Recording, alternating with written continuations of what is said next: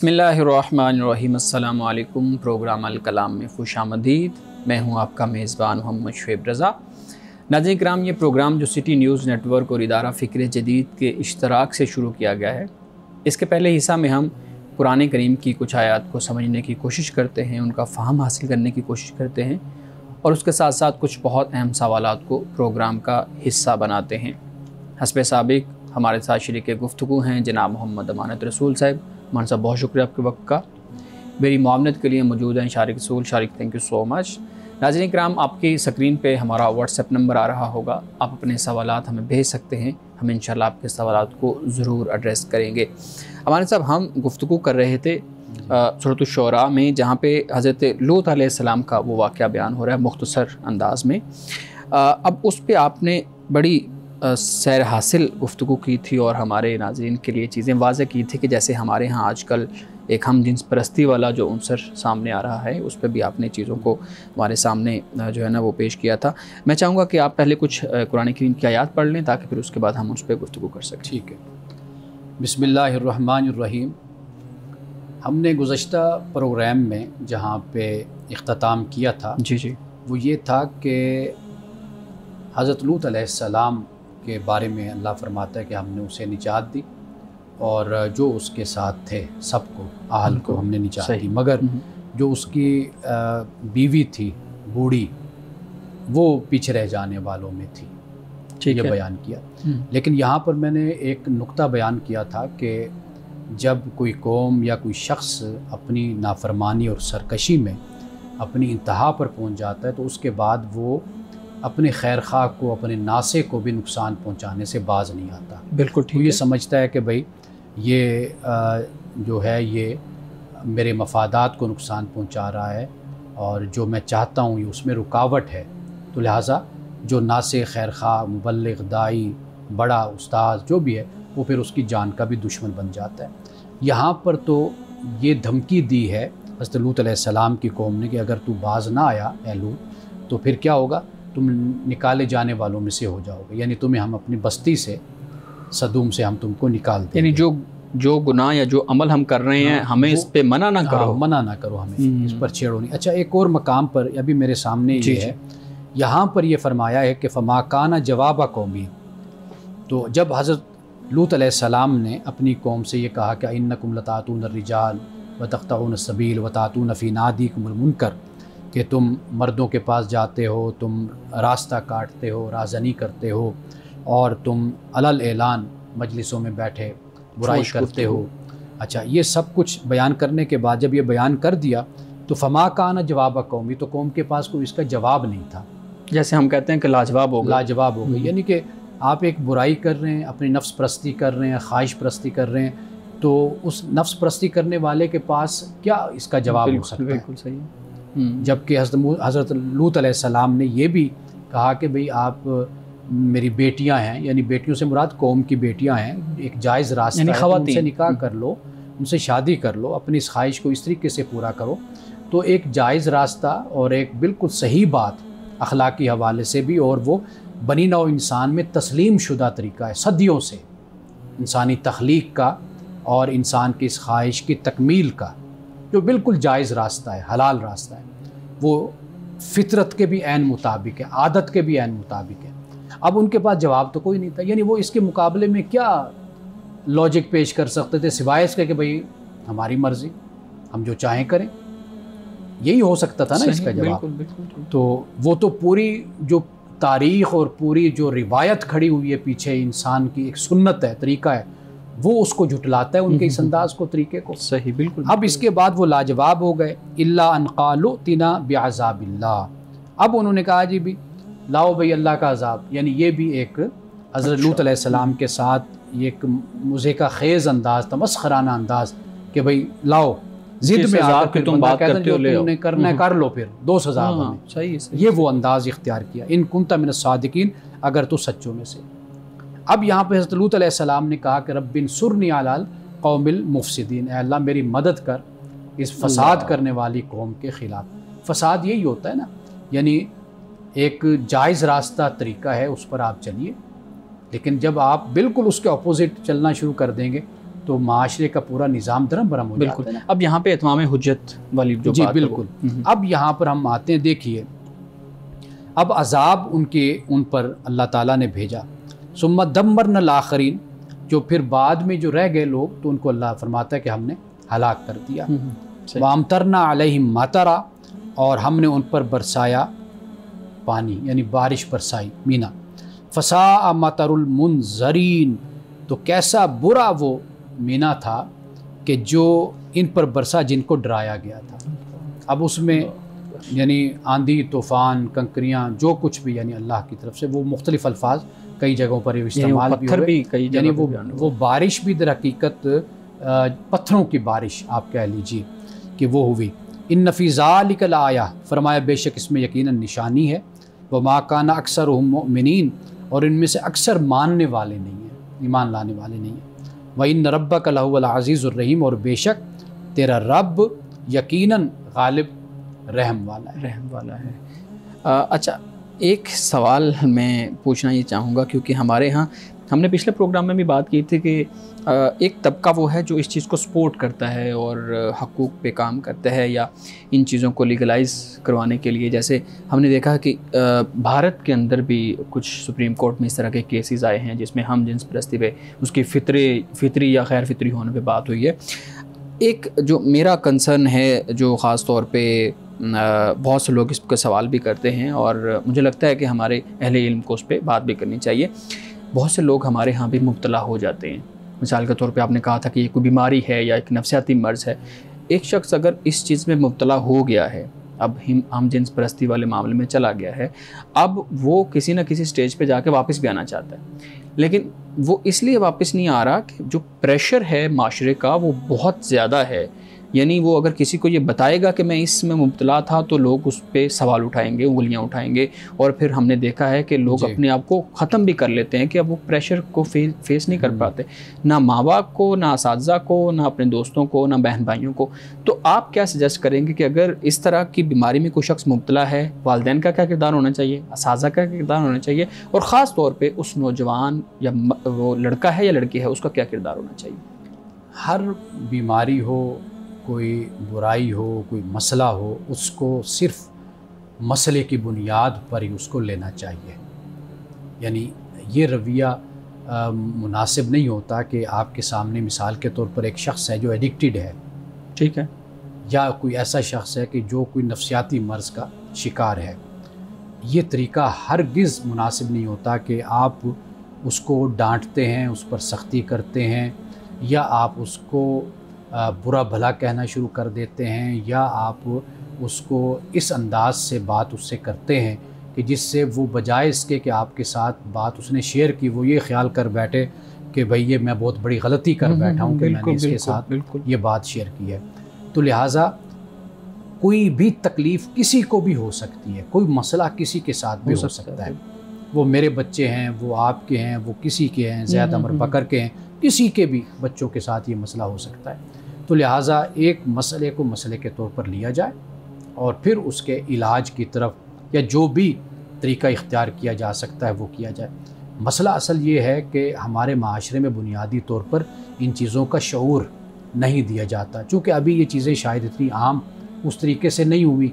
अगर हैं तो हमारे माशरे में इतनी जहालत है, कम इल्मी है, इन चीज़ों के बारे में बताया ही नहीं जाता और लोगों को आगाही नहीं दी जाती कि जिसकी बुनियाद पर लोग फिर इन मसाइल को बड़े गलत तरीके से टैकल कर बैठते हैं। मैंने कई घरों में देखा है, इन मसलों के अलावा भी मैंने देखा है कि वालिदैन का जो तरीका अपने बच्चों के साथ होता है वो इस तरह का नहीं होता कि वो बच्चों को अपनी तवक्कुआत पर देख रहे होते हैं, अपनी उम्मीदों पर देख रहे होते हैं।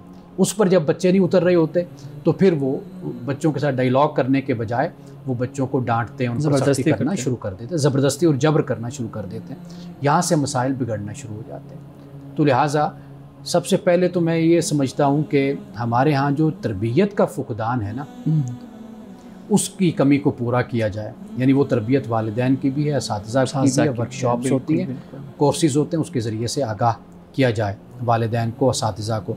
दूसरी बात यह है कि मैं ये नसीहत करूँगा कि हमारे यहाँ हॉस्टलाइज़ किया जाता है बच्चों को, या बच्चों को भेजा जाता है बोर्डिंग स्कूल या बोर्डिंग कॉलेज। थोड़ा सा इस पर भी बच्चों को देखना चाहिए। आप ज़रूर भेजें, लेकिन कुछ उसके जो रूल्स एंड रेगुलेशंस हैं, तरीक़ाकार है, उस पर ज़रूर नज़र करें। या जो इंतज़ामिया होती है हॉस्टल की या बोर्डिंग स्कूल की, तो वो कम से कम इन चीज़ों को ज़रूर पेश नज़र रखें। ये भी एक बहुत अहम मसला हमारे सामने आता है। तीसरी बात आप यूँ कह लीजिए कि हम अपने बच्चों को एक्टिव लाइफ की तरफ लाएं, सरगर्मियों की तरफ। अच्छा। यानी वो शरीक हों, सोशल एक्टिविटीज़ में शरीक हों, कोई गुफ्तगू करनी है, कोई बात करनी है, बहस मुबासा करना है, कोई सोशल वर्क होता है उसमें बच्चे शरीक हों, अच्छी मजलिसों में बैठे। ये बहुत से ऐसे काम हैं।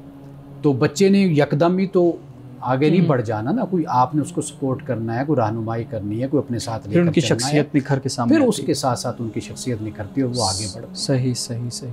नाज़रीन किराम, यहाँ वक्त हुआ चाहता है एक ब्रेक का, हमारे साथ रहिएगा।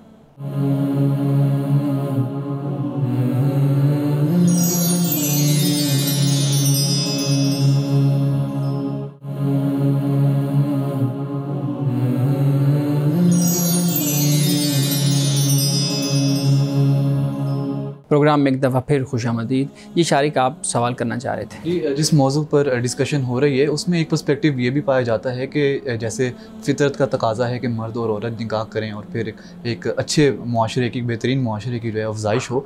दूसरी जानिब ये पर्सपेक्टिव पाया जाता है कि कुछ लोग होते हैं जैसे ट्रांसजेंडर्स हैं, अब वो लोग फ़ितरत से जो हैं वो मुख्तलिफ उनकी जन्म लेते हैं, उनकी जेंडर शनाख्त उनकी मुख्तलिफ होती है।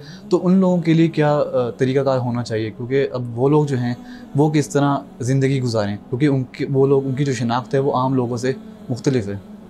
देखिए, अब इस पर जो हमारे फ़ुक़हा ने भी इस मसले को बयान किया है और उन्होंने इसको मुख्तलिफ़ अक़साम में बयान किया है। यानी मिसाल के तौर पर जैसे खुनसा मुश्किल की एक इस्तिलाह हमारे यहाँ इस्तेमाल होती है।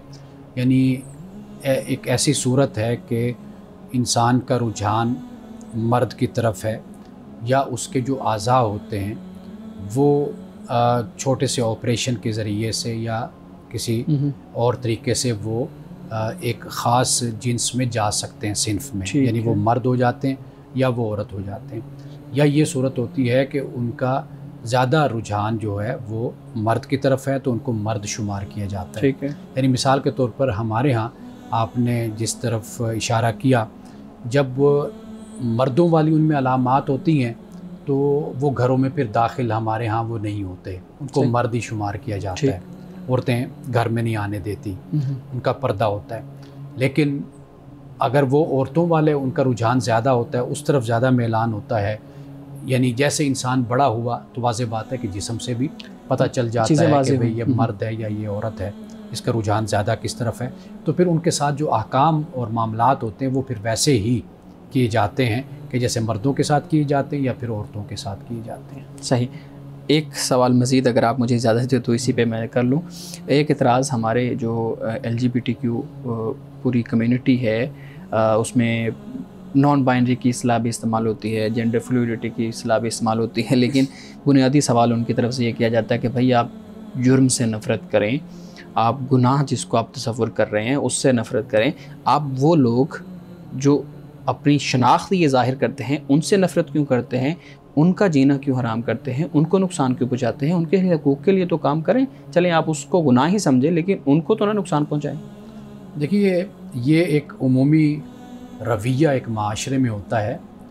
ये जिनकी बात कर रहे हैं इसके अलावा भी हमारे माशरे का इज्तिमाई तौर पर रवैया कोई सही नहीं होता। सही। यानी हम ट्रांसजेंडर के साथ क्या सलूक करते हैं, जो हमारे यहाँ ख्वाजा सरा कहलाते हैं, उनके साथ हमारा रवैया क्या होता है आप वो देख लीजिए। हम अमीर के साथ क्या रवैया इख्तियार करते हैं, गरीब के साथ क्या रवैया इख्तियार करते हैं। हम इसी तरीके से मुख्तलिफ आप सोसाइटी में आप देख लीजिए। ये इसका ताल्लुक़ इससे नहीं है कि भाई ये कोई गुनाहगार है या मुजरिम है या फ़लाँ है तो लिहाजा इसके साथ ये सलूक किया जाता है।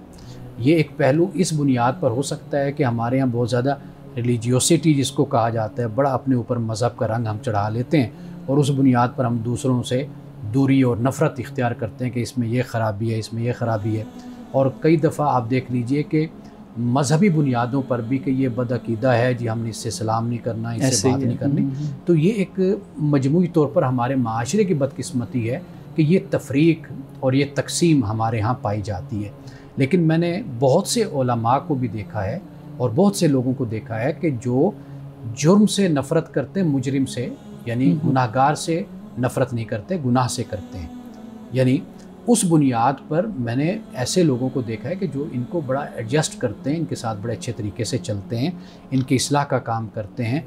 अगर ये खुदा न खास्ता किसी ऐसे काम में अपने आप को इन्वॉल्व करते हैं कि जो गैर अखलाकी है या गैर मजहबी, उससे भी इनको निकाल कर इनकी मईशत को बड़ा बेहतर कर देते हैं, फ़ाइनेंशियली इनको सपोर्ट करते हैं ताकि ये एक आसूदा ज़िंदगी गुजारें, इधर उधर इन्वॉल्व ना हो। तो हमने ये भी देखा है, अगरचे ये आटे में नमक के बराबर ऐसे लोग हैं, लेकिन बहरहाल ये भी है।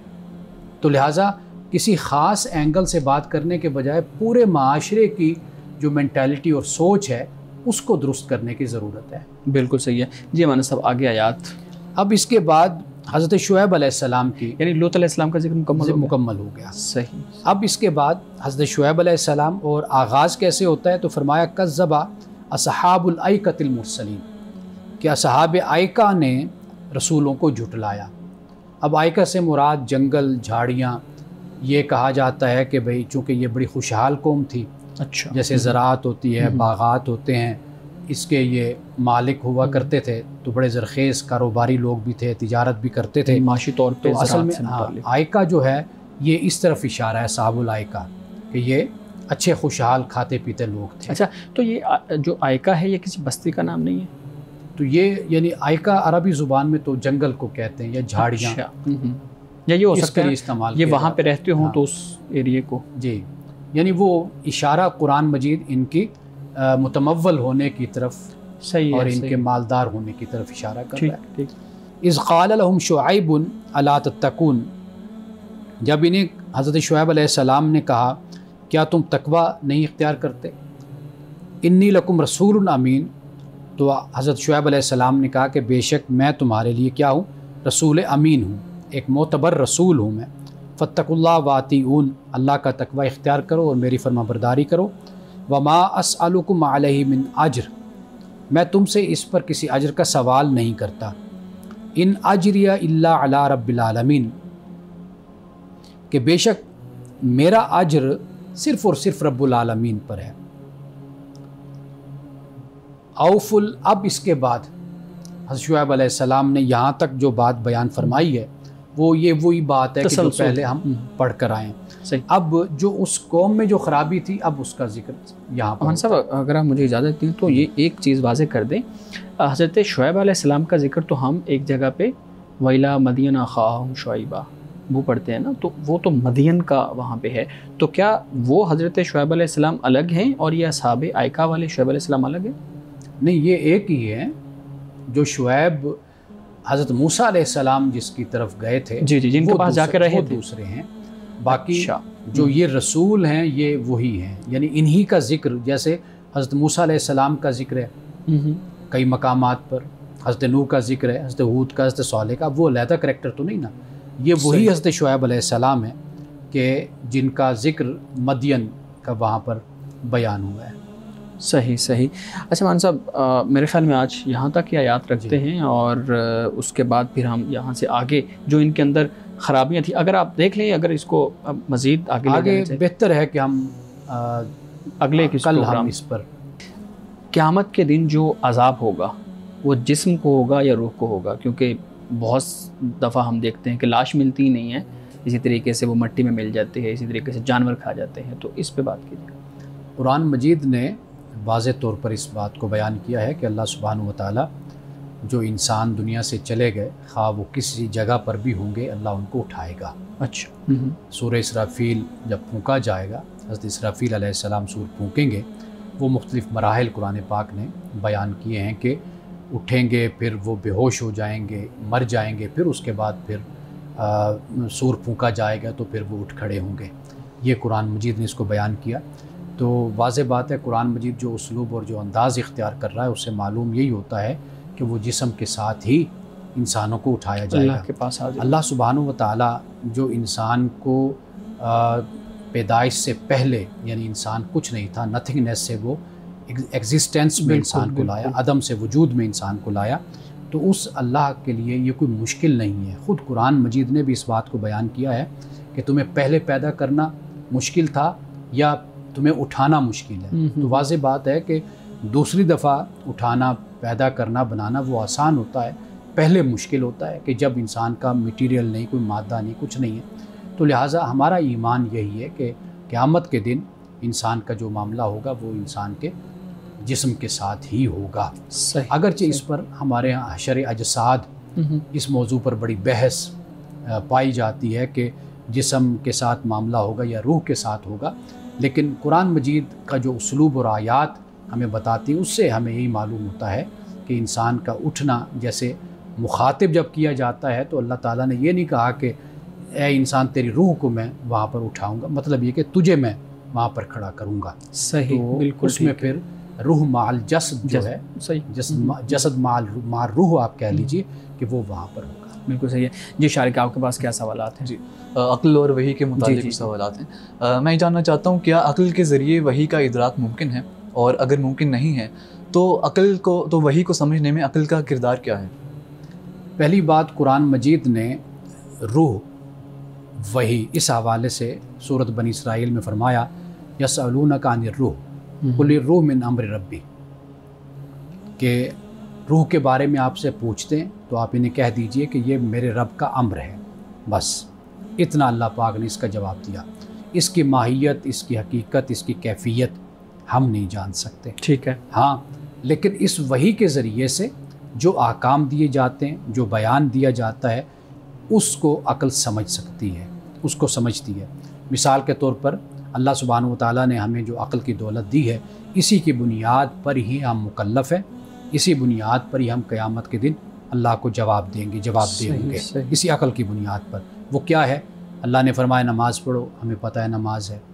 अल्लाह ने अपने वजूद पर दलाइल दिए, हमें अक्ल बताती है कि ये दलाइल हैं इस कायनात में, हम देखते हैं, मुशाहिदा है, हमारा तजुर्बा है, हम इल्म हासिल करते हैं। ये सब कुछ अक्ल के ज़रिए से मुमकिन होता है। तो लिहाजा वही की हकीकत क्या है हम उसका इदराक नहीं कर सकते कि वो क्या चीज़ है, लेकिन जितना कुरान ने हमें बता दिया, ठीक है।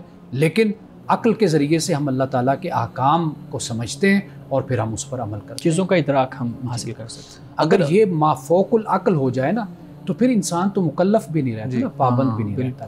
अच्छा, लेकिन अगर अक्ल ही वाहिद ज़रिया है सच को पाने का, जैसे कि साइंस का मानना है, तो फिर वही की क्या ज़रूरत है? क्या वही महज एक रहनुमाई फ़राहम करती है जिन मामलात में अक्ल हमें रहनुमाई नहीं फ़राहम कर सकती? देखिए, बुनियादी तौर पर जो मज़हब का मुकदमा है ना, वो हमारे सामने होना चाहिए।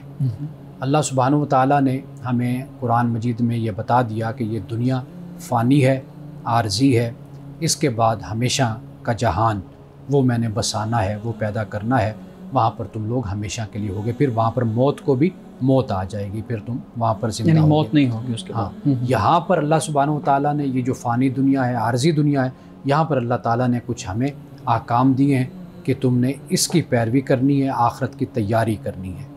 ये अक्ल के दायरे में ये सब कुछ आता है और हम उसको समझते हैं और उस पर हम अमल करते हैं। अक्ल और वही के मुतालिक इब्न खुल्दून का पर्सपेक्टिव ये है, मैं इब्न खुल्दून का हवाला देना चाहूँगा। वो ये कहते हैं कि जो वही है ये प्राइमरी सोर्स है नॉलेज का, और अक्ल वही के बाद आती है। अगर वही ना होती तो क्या महज अक्ल के ज़रिए इंसान एक लाजवाल इखलाकी तहज़ीब कायम कर सकता था? क्या अक्ल के ज़रिए महज इंसान अच्छाई और बुराई के उसूलों को जान सकता था? अच्छा, सबसे बुनियादी बात जो है ना, कुरान मजीद ने भी उसको बयान किया है।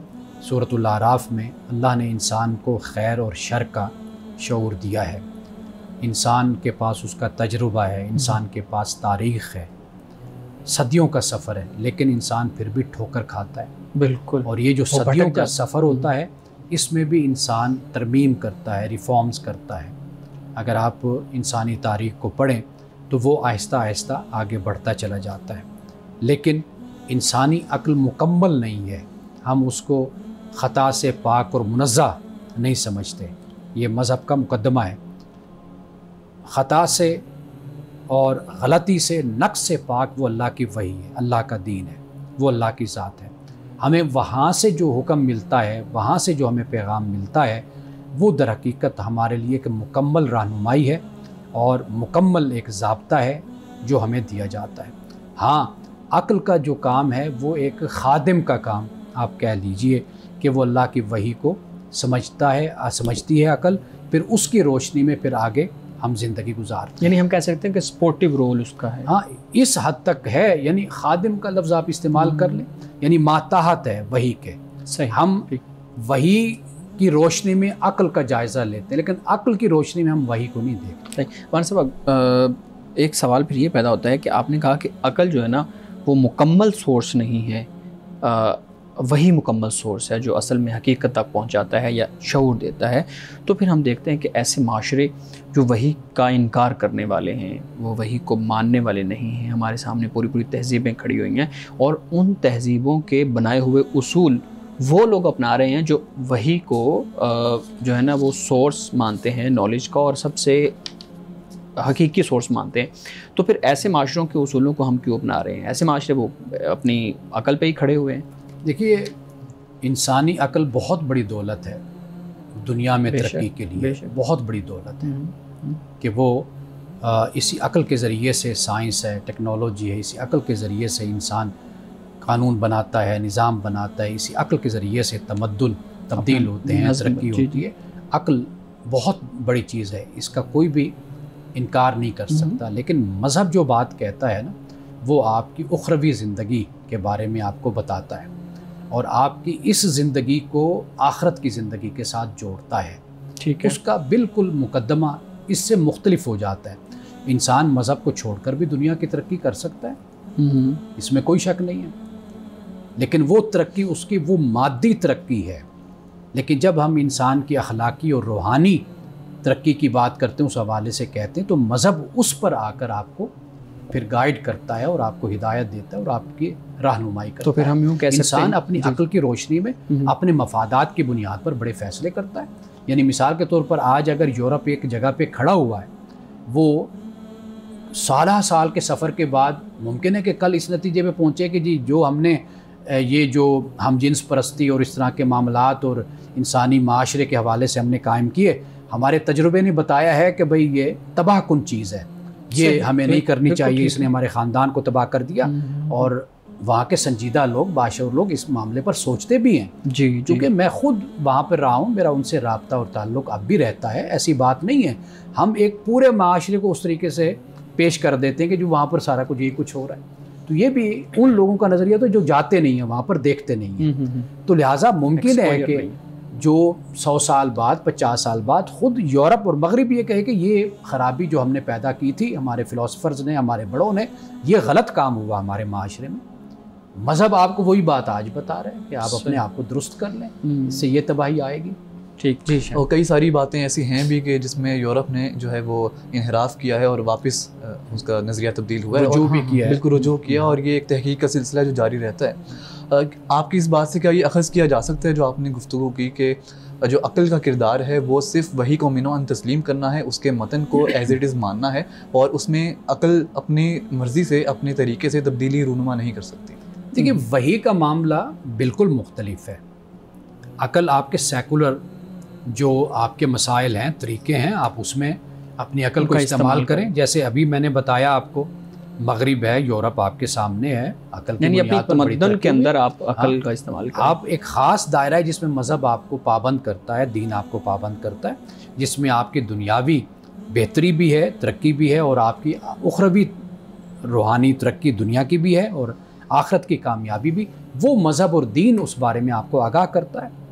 तो बाकी अक्ल आप उसको खुल के इस्तेमाल करें। और उलमा हैं, हमारे फ़ुक़हा हैं, बल्कि रसूलुल्लाह सल्लल्लाहु अलैहि वसल्लम ने इतनी खूबसूरत तकसीम बयान की है, इसी अक्ल की बुनियाद पर ही बयान की है।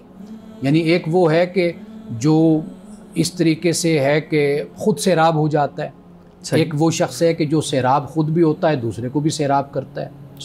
एक शख्स वो है कि जो ना खुद सैराब होता है ना दूसरे को करता है। अब ये 3 किस्म के लोग रसूलुल्लाह ने बयान फरमाए हैं। और जो खुद सैराब होते हैं, दूसरों को सैराब करते हैं, आप पढ़कर देख लीजिए, ये वो लोग हैं जो अपनी अक्ल को इस्तेमाल करने वाले हैं। वो फ़क़ीह हैं, वो आला दिमाग लोग हैं कि जो खुद भी फ़ायदा उठाते हैं और दूसरों को भी फ़ायदा देते हैं। सही। मेरे ख्याल में एक ब्रेक ले लें, उसके बाद मज़ीद डिस्कस करते हैं। मैं कौम लूत के मुतालिक जो हमारी डिस्कशन पहले चल रही थी उस पर भी एक सवाल मैं करना चाहता हूँ, उस वक्त मौका नहीं मिला। तो हमारे यहाँ जो आजकल नौजवानों में ख़ासकर रुझान है जो मगरिब से आ रहा है कि जो लड़कियाँ हैं वो लड़का बनने की कोशिश करती हैं और जो लड़के हैं वो लड़कियों की तरह बिहेव करते हैं। अब इसके ऊपर एक पर्सपेक्टिव ये भी है कि जो कैपिटलिस्ट निज़ाम है, जो सरमायादाराना निज़ाम है, उसने लड़कों को लड़कियों को इन्फ्लुएंस किया है और इस तरह की जो लिबर्टेरियन थेरीज़ पाई जाती हैं कि इंसान जो है अपनी शनाख्त का तयन उसको खुद करना चाहिए, ना कि उन एक्सटीरियर फैक्टर्स को जो उसके हाथ में नहीं है। अब बताया ये जाता है कि ये जो नैरेटिव्स बनाए गए हैं ये स्पेशली इसलिए कंस्ट्रक्ट किए गए हैं ताकि जो लड़के हैं, नौजवान लड़के लड़कियां हैं, वो सरमायादाराना निज़ाम में जो प्रोडक्ट्स तश्कील दिए जाते हैं, बनाए जाते हैं, उनको कंज्यूम करें। जैसे लड़कियां आज़ाद होंगी, अपने आप को बोल्ड शो करेंगी तो सिगरेट पियेंगी, या फिर वो ऐसे कपड़े पहन सकती हैं। लड़के हैं वो पिंक कपड़े पहन सकते हैं, वो टॉप्स वगैरह लड़कियों का जो साजो सामान है वो इस्तेमाल कर सकते हैं। तो कहा यह जाता है कि बाकायदा एक नैरेटिव है, एक जहन साजी की गई है इस सरमायादाराना निज़ाम के तहत, जिसकी वजह से हमारे यहाँ नौजवानों में ये रुझान पैदा हो रहा है कि वो अपनी फितरत से इनहराफ कर रहे हैं। इस पर आप क्या राय? ये बहुत खूब आपने बात कही है। हम अब तक जितनी बात करते रहे वो दूसरे पस मंज़र में हम बात करते रहे, वो फ़लसफ़ा, वो एक मजहबी और फ़लसफ़ा के था या एक समाज था, उस पहलू से हम बात करते रहे। ये मैं आपकी इस बात से 101% मुत्तफ़िक हूँ कि वाकई ऐसा एक पहलू ये भी है, यानी एक माशी पहलू है कैपिटलिज़म में। उसमें यही है कि वो उनके जहन में जो बात है वो ये है कि क्या चीज़ बिक सकती है, क्या चीज़ बेची जा सकती है, प्रॉफिट, क्योंकि यानी सबसे अहम चीज़ उनका प्रॉफिट है, उनका मादियत है, उनका माल और दौलत उनका कमाना है। उसमें फिर अखलाकियात को पसे पुश डाल दिया गया, मज़हब को पसे पुश डाल दिया गया। उनको इससे भी कोई गर्ज़ नहीं है कि माशरे में बिगाड़ होता है, फ़साद पैदा होता है। तो ये पहलू भी बहुत अहम है, इस पर भी तवज्जो की जानी चाहिए। जो भी आपको एक नैरेटिव नज़र आता है सोसाइटी में, एक चीज़ नज़र आती है, आप देखिए हमारे यहाँ आप किसी शख्सियत को, इमेज बिल्डिंग का एक लफ्ज़ हमारे यहाँ इस्तेमाल होता है कि आप किसी को बहुत नेक, पारसा, जाहिद, आबिद दिखाना चाहते हैं तो वो भी आप नैरेटिव बिल्डिंग के ज़रिए से, इमेज बिल्डिंग के ज़रिए से बना लेते हैं। किसी को बहुत ज़्यादा आपने दिखाना है तो कि ये बुरा इंसान है, उसी तरीके से आप उसको आगे करेंगे। यही मामला कैपिटलिज़म है या कैपिटलिस्टिक सोसाइटी जिसको हम कहते हैं, उसमें बिल्कुल यही तरीका इख्तियार किया जाता है ताकि लोगों को ज़हनी तौर पर जिसे कहते हैं कि मस्मराइज़ कर दिया जाए, उनको सहरज़दा कर दिया जाए, ताकि एक मादियत की एक दौड़ हो जिसमें सारे शरीक हो जाएं और उसमें फिर अखलाकियात को भूल जाएं और सिर्फ़ आज़ादी और उसको अपना मतमय नज़र बनाएं, और वो आज़ादी कि जो कानून की या मज़हब की या किसी अखलाकियात की या अक़दार की पाबंद ना हो। सही, यानी उसमें जो सेंट्रल पॉइंट है वो सिर्फ मईशत को और मादी फ़ायदे को, बुनियादी बात। लेकिन एक तरफ ये तो कहा जा सकता है कि ये कंस्ट्रक्ट एक नैरेटिव है, लेकिन इसकी जो हकीकत है, जो इसकी अपनी नौयत है कि इस तरह की जो डिस्कशंस हैं, डिबेट्स हैं, क्या उनकी कोई और कैपिटलिज़म के अलावा या इकनॉमिक एस्पेक्ट के अलावा कोई अपनी रियलिटी नहीं है? क्या ये बहस जायज़ नहीं है कि इंसान जो है उसके इख्तियार में जो नहीं है उसके ज़रिए उसकी शनाख्त तश्कील पा रही है, उसको नहीं मालूम कि वो कहाँ पैदा होगा, उसकी क्या जो है वो उसका रंग क्या होगा, क्या ज़ात उसकी होगी, तो जो फैक्टर्स उसके हाथ में नहीं है, क्या ये इंसाफ का तकाज़ा ये नहीं कि इंसान ख़ुद अपनी मर्ज़ी के ज़रिए अपनी शनाख्त को तश्कील दे, ना कि उसके एक्सटीरियर फैक्टर्स जो हैं वो उसकी शनाख्त को जो है वाज़े करें? ये चंद बातें हैं, इनको आप इस तरह समझ लीजिए कि कहीं पर इंसान का इख्तियार है और कहीं पर इंसान का इख्तियार नहीं है। लेकिन हम जिन पॉइंट्स पर बात कर रहे हैं ये सारी वो चीज़ें जो इंसान के इख्तियार में हैं। हम इसको ये नहीं कह सकते कि जैसे इंसान का रंग है, उसकी नस्ल है, या इंसान ने कहाँ पर पैदा होना है, किस ख़ानदान, ये इंसान इसका इंतखाब नहीं करता, इसका चुनाव नहीं करता। लेकिन जिन पॉइंट्स पर हम बात कर रहे हैं ये वो चीज़ें हैं कि वाज़े तौर पर वो एक शनाख्त लेकर पैदा होता है। यानी जो लड़का है वो लड़के की शनाख्त लेकर पैदा हुआ, जो लड़की है वो लड़की की शनाख्त लेकर पैदा हुआ। हाँ, उसके बाद अगर कोई डिसऑर्डर हो गया, हार्मोन्स का मसला हो गया, कोई नफ्सियाती मसाइल हो गए, उनको बाकायदा तौर पर उस तरीके से हल किया जाना चाहिए और उसका ट्रीटमेंट उसकी होनी चाहिए। इसको एज़ इट इज़ अगर आप कबूल करके आगे चलते जाते हैं तो फिर इससे बहुत से और मसाइल भी हैं जो फिर पैदा होते हैं। सही। अच्छा ये बताइएगा, आपने अभी भी जिक्र किया और पिछले प्रोग्राम में भी आपने जिक्र किया था कि ये एक बीमारी है, नफसियाती मर्ज़ है। हमने देखा है कि बहुत बड़े बड़े स्कॉलर्स ऐसे हैं जो इसमें मुब्तला रहे हैं और अपनी शनाख्त ये ज़ाहिर करते हैं कि हम जिन्स परस्त हैं या ओबीएस सोसाइटी से हैं। तो आप इसको कैसे आराम से ये कह रहे हैं कि ये एक बीमारी है, इसका इलाज होना चाहिए? इतने बड़े बड़े स्कॉलर जिन्होंने बड़ी बड़ी थीरीज़ दी हैं वो भी इसमें मुब्तला रहे हैं। देखिए, मैं आपको वो बात बता रहा हूँ जो मैं कुरान की रोशनी में, दीन की और मज़हब की रोशनी में मैंने समझी है। जो बात ठीक, बुनियादी बात, अब कोई स्कॉलर्स उसमें है या कोई प्रोफेसर उसमें है या कोई साइंटिस्ट उसमें है, तो वो भी तो इंसान ही है ना, है तो इंसान, वो भी किसी न किसी वजह से मुतासर हो सकते हैं। हमने बहुत से लोग देखे हैं, अपने माशरे में देखे हैं कि वो बचपन से जब उनके साथ कोई मामला ऐसा होता है, उनके जो नफसियाती असरात उनकी शख्सियत पर होते हैं, जिस तरीके से वो इस एक जिसे हम कहते हैं ना कि एक ट्रॉमा से गुजरते हैं, ये जो उनकी कैफियत होती है, ये आगे जाकर बहुत से मसाइल को जन्म देती है। तो हमें इन चीज़ों को बहुत संजीदा तरीके से, मैं किसी की तौहीन नहीं कर रहा, ना किसी की इंसल्ट करता हूँ, ना मैं कोई, मेरा ऐसा मजाज है। मैंने आपको एक बुनियादी बात आपको बताई कि इस पर भी हमें तवज्जो करनी चाहिए। सही। वहाँ से हदीस मुबारक का बयान कीजिएगा। रसूलुल्लाह सल्लल्लाहु अलैहि वसल्लम ने फरमाया, क्या मैं तुम्हें उस शख्स के बारे में ना बताऊं जो आग पर हराम कर दिया जाएगा? आपने फरमाया कि वो शख्स आग पर हराम कर दिया जाएगा, यानी उस पर आग हराम कर दी जाएगी।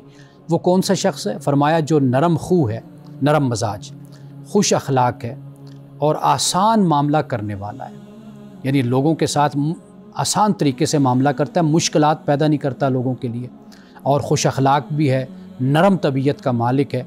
तो फरमाया कि ये वो शख्स है कि जो आग पर हराम कर दिया जाएगा। बहुत शुक्रिया आपकी गुफ्तगू का, शारिक बहुत शुक्रिया आपके सवालात का। नाज़रीन किराम, इस दुआ के साथ अपने प्रोग्राम का इख्तिताम करेंगे।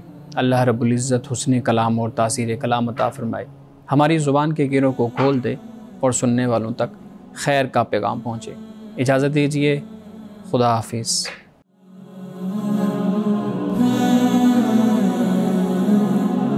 Mm-hmm.